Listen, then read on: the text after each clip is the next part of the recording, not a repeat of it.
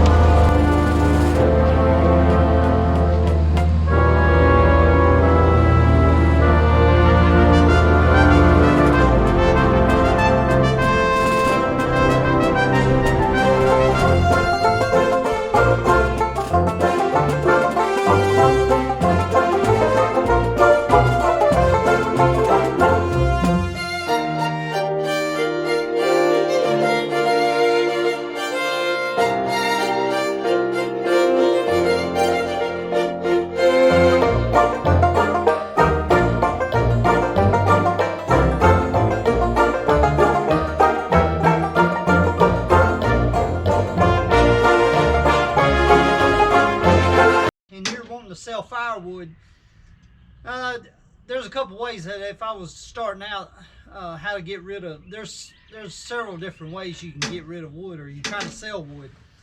If you're starting out, first thing I would do, you can run it on Craigslist. This for free. It's Marketplace is the second thing. Third place, you could put a stack it out along the edge of the road. If you're, if you live on a busy street or a highway or whatever.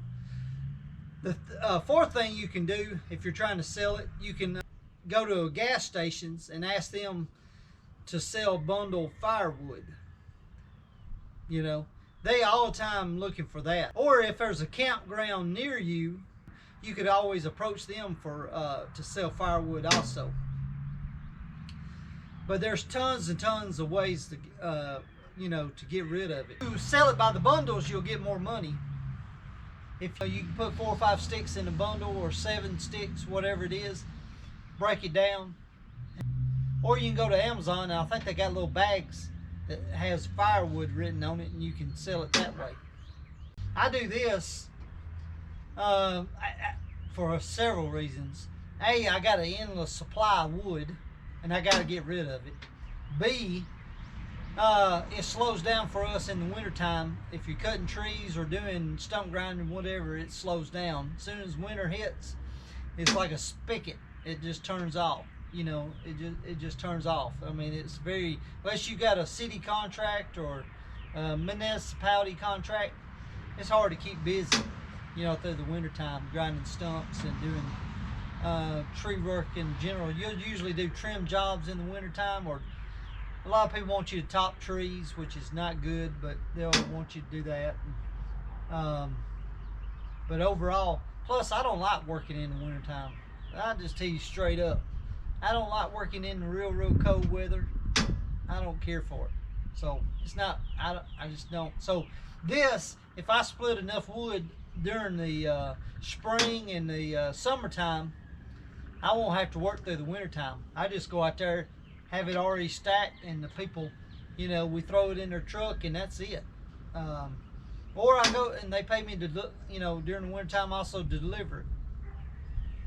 So that it keeps you busy, active, and if you go and if you sell firewood, it also brings up an opportunity to get a future customer doing tree work, stump grinding, because everything's intertwined.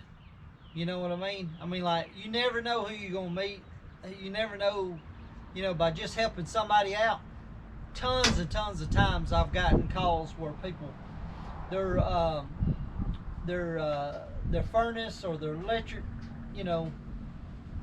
their heat pump went out in their house, and they needed something to heat their house, and they would call and say, hey, I need some wood right away. It's emergency. Can you deliver me some? Because our heat pump went out. and we just, we can't. I mean, it's cold. The kids are freezing, and the wife is freezing, and everything. So, and you can always tell. It's funny. I can just about tell when the husband is sent out there to get wood. The way they talk and how they show up, I can just tell you, they have it on their face and they just talk a certain way. The kids are getting cold at the house. They don't they don't like being cold. So, yeah, overall it's a great business. I mean, a side hustle. You can do it. You can do it. And it's like I always tell you. If you're a young guy and you're starting out and you want to do this, I mean, you got to think of, I guess I'm a little oddball the way I perceive things and think about things. I always think of things like they have a value. This is a value. And it's worth some money. I get the wood for free because I cut down the trees, and then I turn around and I split the wood up and I sell it. So it has value. So if you get an $80 a rick or $100 a rick, you're doing pretty good. But here's the kicker. So it has more value than that. So if you're a young guy and you're starting out and you want to invest, this is a good hustle. So this right here, for example, you say, well, you're only getting $100. I'm not going to mess with that. But if you invest it, say you took it and put it in an index fund or a mutual fund, and you left it long and it's growing you 8-10% on your money at minimum. My philosophy is you ought to make double your money on any investment that you do. You ought to at least double your money. I think if you're going to invest your time and energy into something, if you buy a stock, for instance, I think you ought to be able to at least make 50% on that stock. Now, you might have to hold it for a while to do that, but you can make, if the price you pay for it is the money that you're going to make. That's a quick lesson. Here's the lesson for you. So, say say you was paying attention to a particular stock and it was worth $100. And everything, the earnings is great, everything's doing great, and all of a sudden they have a supply chain issue. They can't get supply. They can't get, say if it's a sawmill, and the sawmill couldn't get wood, and that stock drops 50%. You just made 50% on your money. It's only temporary. A lot of times stuff is just temporary. When gas goes up real high, when, all sorts of stuff. Things usually are just temporary for an amount of time until the pain is too great and people want to change. Then they change and resolve the issue. So with that being said, so if gas is up too high, people look for, what are they going to go look for? They're going to look for an electric car. They ain't going to hang around and deal with $5 a gallon for diesel. It's not going to happen. They're not going to do it $6. They can't make no money. They can't feed their wife. They can't feed their kids. They can't feed anything if that happens. It's not feasible. If you making $8, $10 an hour, and you go into a job and you spend that much money in gas, you can't survive. There's no way. So it ebb and flows. It all is cyclical. It'll come back down.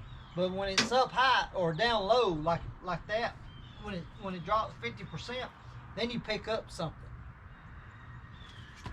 I mean, I can't tell you of the hundreds and hundreds of times I did that doing the stock market. I can't tell you. I mean, one time I bought some. It got up so high, and I was watching the thing on CNBC News one time, and I read it, and I also was reading articles about it. And they could not make the oil companies. They break even at $35 or $25 a barrel. That's the output. Well, it done got down to $24 for a barrel of oil at that time. I loaded it up, son. I went in there and hammered it out. 3 months later, it shot up because of the public got tired of it. People got aggravated, got tired of it. So it shot, the reserve shot back up. Anyway, I made $100,000 off of that. That was the first time I ever made $100,000. That was like in 2009, something like that. And I've made it a bunch since then. I mean, I've made a couple dollars here and there, but it all goes back to it. Like I said, it's a circle. You take this money and you roll it over into that money, into stock market, and when that makes you money, you roll it back over and buy a piece of equipment with it. And then when that makes you money, you know what I'm saying? You just keep. It's a cycle. It's a complete. I mean, it's a circle. That's the way it should be. And you don't have to. If you're investing, you don't have to swing at every pitch. The stock market and all that. That's not a all sums game, or where you're in a ball game and you got to swing at every pitch. You can wait. You can wait for a while before that one good pitch, and then when it comes along, then you swing at it. It's Ted Williams, the baseball player. He had he was a great hitter, and they asked him one time, how did he know when to swing the ball? I mean the bat, and when he was going to hit a home run. And he said he had a box, and he had them all numbered in the box. And over here, if he hit it over here, it fouled it out a lot. So when he swung, he could see where the ball is coming in. And when he saw that box, when that ball was coming in, he knew it was in the category of the swing. Well, investing is just like that. It's the same thing. You just got to know when to swing. Warren Buffett has a great saying.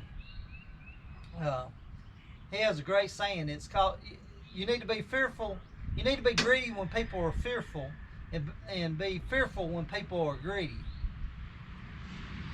So when people get really out there and they get scared and they running for the hills, and that company right there, it drops 50% because they can't get supply, and it drives it down. But all it is container ships that's sitting off sea, and if they get into the ports, everything go back to normal again. All it is ships, container ships sitting off sea. So you just got to know when to swing. That's just my suggestion. You don't have to take it for what it's worth. I mean, you can take it for what it's worth, I guess. It's free. That's just the way I've did it all these years. I'm not super smart or anything. I just look at things a little different. I look at, everything has a little value. Little value. You just got to know when to hit it. You got to know when to swing at that pitch that's coming in. And you don't always have to swing. You can just sit there. When things are too high, back off. Just wait for that pitch. If you're buying a piece of equipment and it's just too high right now, the prices are, just sit and wait. Just wait and wait. Just wait till it gets up high, and then we might end up in a recession or whatever, and people will be giving it away. If you got a little cash on hand, you can buy stuff. It's not rocket science. Pretty easy. But anyway, that's a lesson for the day. Hey, if you like the videos, hit the like button and the subscribe button, and I will see you on the next one.